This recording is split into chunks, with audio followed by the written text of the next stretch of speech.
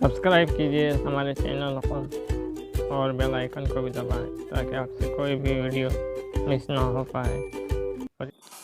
Hello दोस्तों, मैं Mohammad Shahid and अस्सलाम वालेकुम।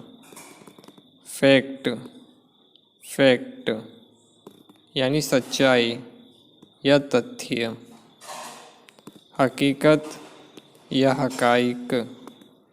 Example, is it true fact? क्या ये सच है? क्या ये एक सच्ची हकीकत है? It is a bitter fact. ये कड़वा तथ्य है। ये तल्ख हकीकत है।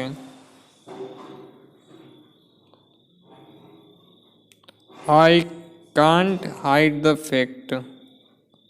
मैं तथ्य नहीं छुपा सकता। मैं हकीकत को छुपा नहीं सकता। Consider the facts. तथ्यों पर विचार करें। हकाइक पर गौर करें। तो उम्मीद करता हूँ दोस्तों आज का इंग्लिश वर्ड आपको पसंद आया होगा।